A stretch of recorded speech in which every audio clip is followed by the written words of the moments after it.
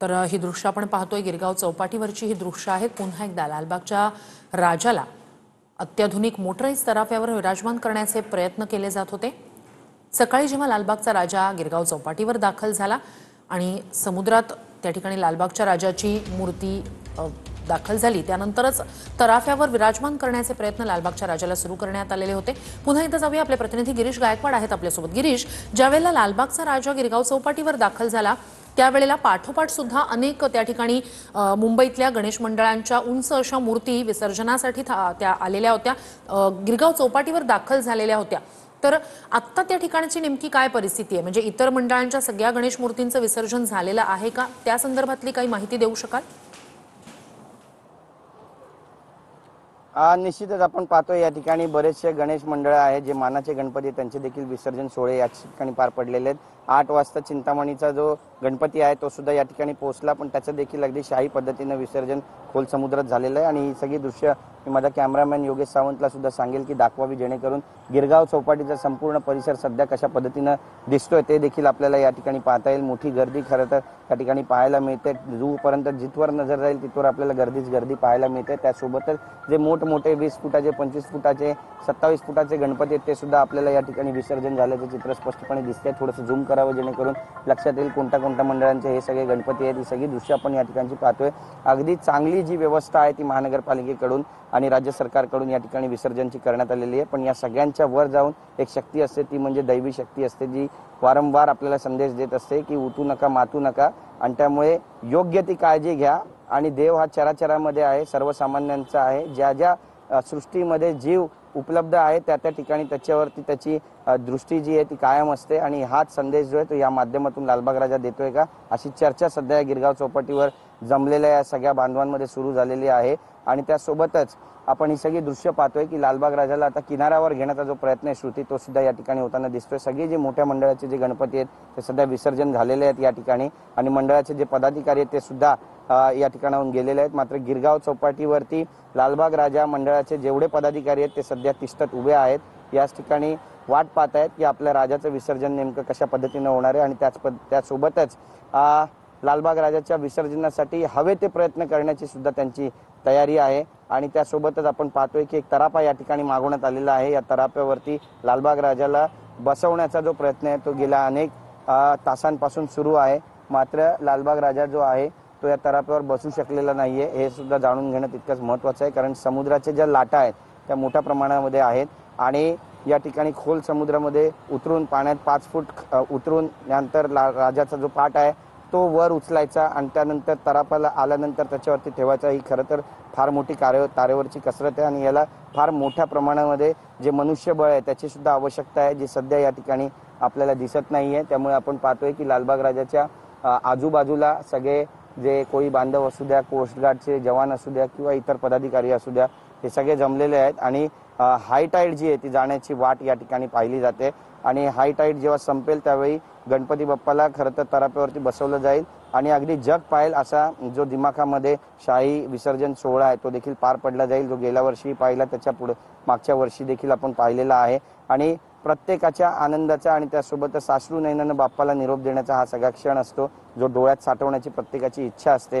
आणि वर्षभर बाप्पाची आतुरतेनं वाट पाहिल्यानंतर 11 दिवसांसाठी बाप्पा लालबागमध्ये विराजमान होतो, आपलं सगळं गाऱ्हाणं ऐकून घेतो, ते पूर्ण देखील करतो। आणि नवस फेडण्यासाठी किती मोठी रांग लागते, 24 तास 48 तास लोक रांगेमध्ये उभे राहतात, मान आणि पाठ अगदी एक व्हावी अशा पद्धतीची त्यांची अवस्था होते।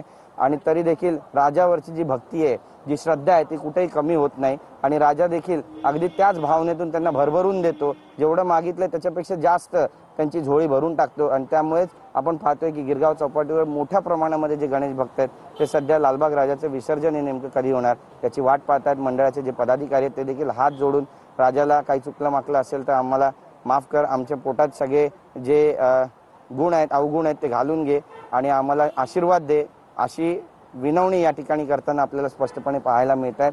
आणि ही सगळी दृश्य आपण या ठिकाणची पाहतोय। लालबाग राजा जो आहे तो गिरगाव चौपाटीच्या 200 मीटर आत आणि 4 फूट खाली समुद्रामध्ये बसलेला आहे, पाटासहित खाली बसलेला आहे। आणि तराफा जो आहे त्याच्यावरती सगळे पदाधिकारी आहेत आणि हे पदाधिकारी प्रयत्न करतायत की मागून लालबाग राजाच्या मागून तराफा न्यायचा आणि मग राजाला लिफ्ट करायचं आणि तराफ्यावरती बसवायचं। पण 3 ते 4 प्रयत्न झालेले आहेत। यापूर्वी देखील बऱ्याचदा प्रयत्न झाले, पण या प्रयत्नामध्ये त्यांना यश येऊ शकलं नाहीये। त्यामुळे आता ज्यावेळी ओटी येईल त्याच वेळी लालबाग राजाला मंडळाचे पदाधिकारी, कार्यकर्ते आणि कोस्टगार्डचे जवान जातील, उचलतील, तराफ्यावर बसवतील आणि मग हा तराफा 1 ते 1.5 किलोमीटर आतमध्ये जाऊन लालबाग राजाचं शाही पद्धतीने विसर्जन करेल। आणि बऱ्याचशा बोटी आहेत ज्या या ठिकाणी विसर्जनासाठी अजूनही थांबलेल्या आहेत। काही बोटी या ठिकाणी पोहोचलेल्या होत्या, त्या बदवार पार्कला निघून गेलेल्या आहेत। आणि दुसरीकडे आपण पाहतोय की लालबाग राजा जो आहे तो गिरगाव चौपाटीवरच या ठिकाणी आता बसलेला आहे आणि एक संदेश देण्याचा प्रयत्न या ठिकाणी लालबाग राजाच्या माध्यमातून होतोय का, हा सुद्धा आता चर्चेचा विषय ठरलेला आहे। एकंदरीतच ही सगळी दृश्य पाहिली तर लक्षात येतं की लालबाग राजाच्या आजूबाजूला बरेचसे लोक जमलेले आहेत आणि काही वेळानंतर पुन्हा एकदा हा तराफा पुढे नेला जाईल। ज्यावेळी लाटांचा जो उंडा आहे तो कमी होईल, लाटांचा जो वेग आहे तो कमी होईल, जी ताकद आहे ती कमी होईल, त्यानंतर हा तराफा नेला जाईल। कारण तराफा जो आहे तो तरंगतोय पाण्यावरती आणि वर खाली होतोय, आजूबाजूला जातोय, पण ज्या ठिकाणी एक्झॅक्ट पोझिशनिंग वरती तो जायला हवा तसा तो जात नाहीये। आणि हेच कारण आहे की लालबाग राजाच्या विसर्जनामध्ये सध्या अडथळा आल्याचं चित्र आपल्याला पाहायला मिळतंय आणि हा अडथळा लवकरच दूर होईल असं सुद्धा बोललं जातंय। समुद्राची ताकद आहे आणि त्या समुद्राची ताकदीला कुणीच चॅलेंज करू शकत नाही, हे सुद्धा मानावं लागणार आहे। आणि त्याच पद्धतीने आता लालबाग राजा जो आहे त्याच्या विसर्जनाची जी मिरवणूक आहे ती सुद्धा सुरू झालेली आहे। बरेचसे पदाधिकारी आहेत, 10 ते 12 दिवस अगदी जीवाचं रान करून त्या ठिकाणी त्यांनी लालबाग राजाची सेवा केलेली आहे। आणि काही चुकलं माकलं असेल तरी देखील बाप्पाकडेच ते विनवणी करतायत, हात जोडतायत की काही चुकलं असेल तर आम्हाला माफ कर, पुढच्या वर्षी आणखी जास्त चांगली श्रद्धा भावाने आम्ही तुझी सेवा करू आणि लोकांना दर्शन देण्यासाठी त्या ठिकाणी प्रयत्न करू। आणि ही सगळी दृश्य जर पाहिली तर लक्षात येतं की लालबाग राजा आता यातून काही मार्ग काढणार आहे का, हे सुद्धा पाहणं महत्त्वाचं ठरणार आहे। खरं तर अगदी आगळा वेगळा प्रसंग यावेळी लालबाग राजा सार्वजनिक गणेशोत्सव मंडळासमोर ओढावलेला आहे, मात्र त्यातूनही मार्ग निघेल, देव बाप्पाच काहीतरी मार्ग दाखवेल अशी सुद्धा जी असीम भावना आहे ती या सर्व गणेश भक्तांची आहे। आणि अगदी त्यांची जी मेहनत आहे ती सुद्धा संपूर्ण महाराष्ट्रानं, देशानं पाहिलेली आहे। दूर दूरहून आलेल्या भक्तांना सुद्धा दर्शन घेता यावं यासाठी सुद्धा त्यांनी किती प्रयत्न केलेत हे देखील संपूर्ण देशानं पाहिलेलं आहे। आणि त्यामुळे दिवस रात्र एक करून लालबाग राजाच्या चरणी त्यांची सेवा केल्यानंतर हे सगळे जेव्हा विसर्जन मिरवणूक काढून या ठिकाणी पोहोचलेत त्यावेळी जो तालमेल आहे तो बसू शकला नाही। कारण 8 वाजता लालबाग राजा या ठिकाणी गिरगाव चौपाटीवर दाखल झाला, लाटा मोठ्या होत्या आणि मोठ्या लाटा असल्यामुळे या ठिकाणी जो तालमेल आहे तराफ्यावरती लालबाग राजाला बसवण्याचा तो जुळू शकला नाही आणि लालबाग राजा समुद्रामध्येच या ठिकाणी विराजमान झाला। आणि आता त्याला उठवण्यासाठी संध्याकाळपर्यंतची वाट पाहावी लागणार का हे पाहणं सुद्धा तितकंच महत्त्वाचं ठरणार आहे। खरं तर कालच मच्छीमार बांधवांनी सूचक इशारा सुद्धा दिला होता की हाय टाईड आहे त्यामुळे विसर्जन लवकर करावं, पण ते होऊ शकलं नाही कारण फार मोठी प्रचंड प्रमाणामध्ये मुंबईच्या रस्त्यांवर देखील लालबाग राजाला पाहण्यासाठी, त्याच्या स्वागतासाठी मोठी गर्दी असते। वेळापत्रकानुसार लालबाग राजा निघतो पण ते वेळापत्रक मॅच होऊ शकत नाही कारण भक्तांची गर्दी इतकी जास्त प्रमाणात असते, करोडो भाविक रस्त्यावर उतरतात लालबाग राजाच्या चरणी। लालबाग राजाची एक झलक आपल्याला पाहता यावी आणि वर्षभर ती डोळ्यात साठवता यावी यासाठी हजारोच्या संख्येनं लोक रस्त्यावर उतरतात, धक्काबुक्की त्या ठिकाणी प्रसंगी सहन करतात। पण हे सगळं कोणासाठी करतात तर राजासाठी करतात, कारण राजाचं दर्शन आपल्याला घेता यावं, राजापर्यंत आपलं गाऱ्हाणं पोचावं आणि त्याने ते पूर्ण करावं यासाठी हा सगळा खटाटोप खरं तर भक्तांकडून केला जातो। पण आपण या ठिकाणची आता सध्या जी दृश्य पाहतोय ती फार वेगळी आहे। लालबाग राजा जो आहे तो या ठिकाणी समुद्रामध्ये खोल 4 फूट आत जाऊन बसलेला आहे। एक तराफा या ठिकाणी मागवण्यात आलेला आहे आणि या तराफ्यावरती आता काही वेळानंतर लालबाग राजाला बसवलं जाईल आणि मग विसर्जन होईल। पण समुद्राच्या ज्या लाटा आहेत त्या अजूनही कमी झाल्याचं चित्र पाहायला मिळत नाहीये, पण आपण पाहतोय की आधी सिंहासनापर्यंत जे पाणी होतं ते आता गुडघ्याच्या खाली आलेलं आहे, म्हणजे जिथे गणपती बाप्पाचा गुडघा असतो त्याच्या अगदी खाली पोटरीपर्यंत हे पाणी आपल्याला सध्या दिसतंय। काही वेळानंतर हे पाणी आणखी जास्त खाली जाईल, पायापर्यंत जाईल आणि मग जो पाट आहे तो सुद्धा आपल्याला या ठिकाणी दिसेल आणि हा पाट दिसल्यानंतर मग मंडळाचे जे पदाधिकारी आहे तो हा पाट उचलतील, तराफ्यावरती ठेवतील आणि मग सुरुवात होईल। जवळपास याला 1 ते 1.5 तासांचा अजूनही कालावधी लागणार आहे, त्यामुळे 3च्या आसपास लालबाग राजाचं विसर्जन होईल असं बोललं जाते। त्यामुळे विसर्जनासाठी आणखी 1.5 ते 2 तास श्रुती वाट पाहावी लागणार आहे। अपडेट्स घेत राहणार आहोतच। ही दृश्य आपण गिरगाव चौपाटीवरची पाहतोय। लालबागच्या राजाला तराफ्यावर पुन्हा एकदा विराजमान करण्याचे प्रयत्न खरं तर केले जात आहेत।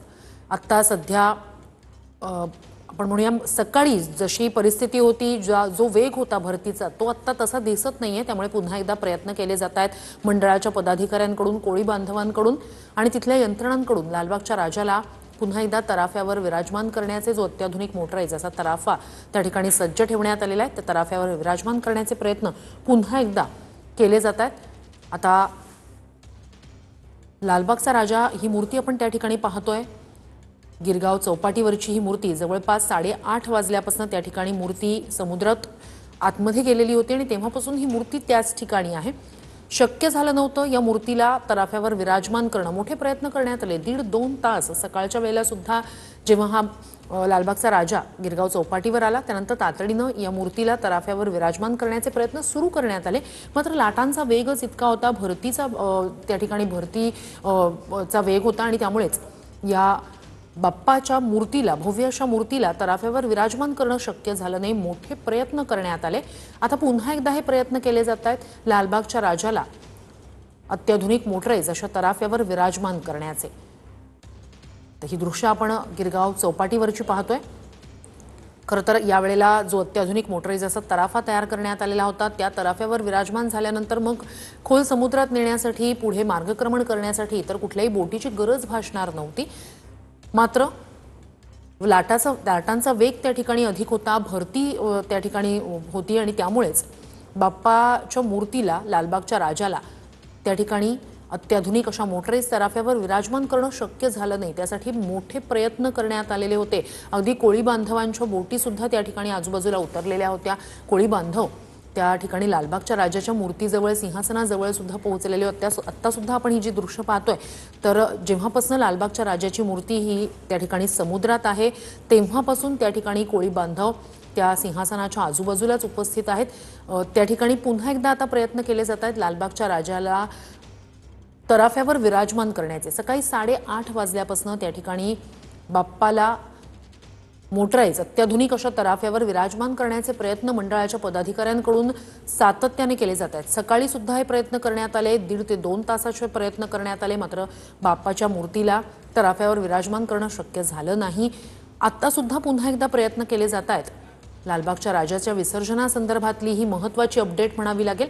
तर आता संध्याकाळच्या सुमारास ओहोटी असणार आहे। ओहोटी लागल्यानंतर किंवा आता सुद्धा आपण पाहतोय सकाळी जो पाण्याचा वेग होता, लाटांचा वेग होता तो हळूहळू ओसरतोय। त्यानंतर म्हणजेच ओहोटी लागल्यानंतर आता बाप्पाच्या या मूर्तीला, लालबागच्या राजाला तराफ्यावर विराजमान करणं शक्य होईल आणि त्यामुळेच त्या वेळेची वाट पाहिली जाते। आता खरं तर पुन्हा एकदा प्रयत्न केले जात आहेत, त्यामुळे नेमकं काय होतंय हे पाहावं लागेल। अनेक तासांच्या प्रयत्नांनंतर सुद्धा लालबागच्या राजाला या मोटराईज, अत्याधुनिक मोटराईज तराफ्यावर विराजमान करणं शक्य झालेलं नाहीये। सध्याची ही दृश्य आपण गिरगाव चौपाटीवरची पाहतोय। एरवी आपण जेव्हा पाहिलं गेली कित्येक वर्ष